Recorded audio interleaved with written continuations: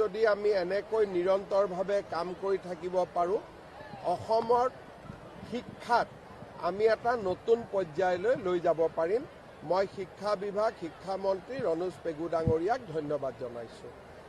Sir, কালিলৈ বহু প্ৰত্যাশিত জুবিন গাৰ্গৰ হত্যাকাণ্ড চাৰ্জশ্বিট দিয়া সব অসমবাসীয়ে এইটো SIT-য়ে চাৰ্জশ্বিট দিব, চাৰ্জশ্বিট আদালতে পৰীক্ষা কৰিব আৰু দোষীক আদালতে শাস্তি দিব। ন্যায় প্ৰক্ৰিয়াৰ ওপৰত আমি আস্থা ৰাখিব লাগে। অহাকালিৰ পৰা পুলিচৰ কাম শেষ হ'ব, আদালতৰ কাম আৰম্ভ হ'ব আৰু মই ভাবোঁ যে আদালতে নিশ্চিতভাৱে ন্যায় প্ৰদান কৰিব।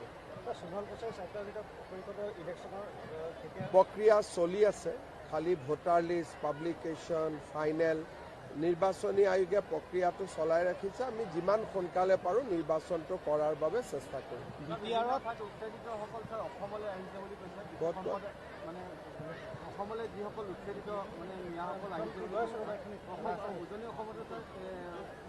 আমি আহিব দিব নালাগে আৰু যদি উজনি অসমতো কোনোবা মাটিত বহি আছে, যেনেকৈ আমি উৰিয়াম ঘাটত কৰিলোঁ আৰু 2-3টা জেগাত কৰাৰ প্লেনিং আমাৰ আছে, য'তেই বহিব আমি তাতেই উচ্ছেদ কৰিম। খালি মানুহে ভাড়াঘৰ দিব নালাগে, মানুহে আশ্ৰয় দিব নালাগে।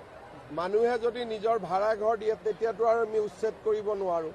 সেইকাৰণে যোৱাকালি মোৰ ভাষণত মই কৈছোঁ যে চৰকাৰে অকলে অসমক সুৰক্ষিত কৰিব নোৱাৰে, সকলোৱে তাত অৱদান জনাব লাগিব। ভাড়াতীয়াই ভাড়া দিব নালাগিব, ইণ্ডাষ্ট্ৰিয়েলিষ্টে কাম দিব নালাগিব, ঠিকাদাৰে কাম দিব নালাগিব, মানুহে নিজৰ মাটিত খেতি কৰিবৰ কাৰণে অচিনাকি মানুহক মাতিব নালাগিব।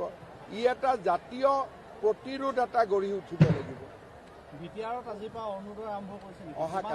অহাকালিৰ পৰা 4 লাখ মই যাম। অহাকালি 4 লাখ BTR বাসিন্দাই অৰুণোদয় লাভ কৰিব।